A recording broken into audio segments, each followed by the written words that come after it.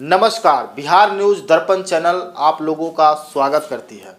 आज हम बात करने वाले हैं जो भारत में सनातन धर्म के ठेकेदारों के ऊपर बात करना चाहेंगे कि अभी तक जो है कि वे धर्म को लेकर के प्रचार कर रहे थे। धर्म को लेकर के कोई भी विपक्ष हो या कोई अगर कुछ भी बोल देता था तो उसके ऊपर वे पूरी तरह से चढ़ जाते थे। लेकिन आज क्या हो रहा है, मकर संक्रांति के दिन में हनुमान जी को, जिसको हम लोग पूजते हैं, जिसको हम लोग भगवान मानते हैं, उसको मजाक बना दिया गया है। उसको दूसरे देश के नेता को बुला करके वो पतंग उड़ाया जा रहा है। और वो कौन कर रहे हैं?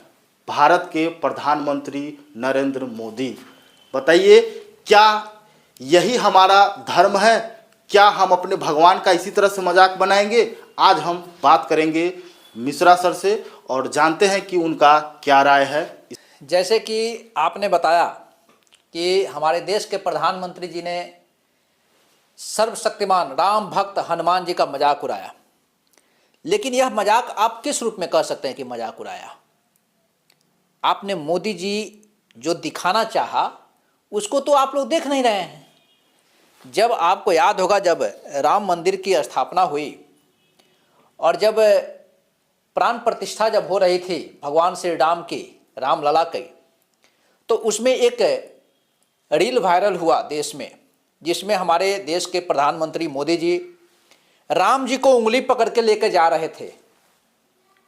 तो जब मोदी जी राम जी को उंगली पकड़ के लेकर जा सकते हैं तो राम भक्त हनुमान को उड़ा दिए तो कौन सा ऐसा उन्होंने गुनाह कर दिया?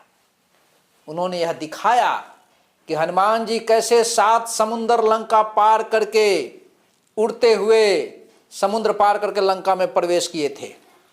यह चीज़ उन्होंने दिखाने का प्रयास किया। उस विदेशी मेहमान, विदेशी राष्ट्रपति जो आए थे, उनको यह दिखाने का प्रयास किया कि हमारे राम भक्त हनुमान जी के पास इतनी शक्ति थी और देखिए कैसे उड़ते थे।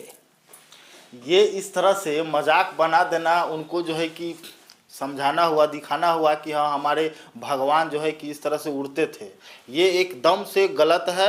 और आप यदि कहते हैं कि हम धर्म प्रचारक हैं, धर्म के नाम पे हम लोगों को जागरूक करना चाहते हैं, सनातन धर्म को आगे बढ़ाना चाहते हैं, ऊपर से अपने भगवान को जो है कि मजाक बना कर रख दिए, ये एकदम कतई सही नहीं है। ये हमारे समझ से ठीक नहीं है। लेकिन कुछ अंधभक्त लोग इसको ज़रूर मानेंगे कि हाँ ये बहुत अच्छा मोदी जी कर रहे हैं, तो अच्छा ही कर रहे हैं। देखिए, अभी हाल फिलहाल की बात थी, जब धर्म पताखा जब राम मंदिर के ऊपर जब चढ़ाया गया तो सबके सामने सबने क्या देखा? मोदी जी रस्सी खींच रहे हैं और धर्म पताखा ऊपर चढ़ रहा है। लेकिन उसके पीछे की कहानी मीडिया कभी नहीं दिखाई कि पीछे वो पताखा कैसे जा रहा है। मोदी जी खाली ऐसे ऐसे कर रहे हैं कि रियल में वो रस्सी खींचने में उनको ताकत लग रहा है। पीछे से पताखा को ले जाने के लिए अनेकों लगे हुए हैं, उसको कैसे जाए बस। लेकिन यहाँ पे रील बनना चाहिए।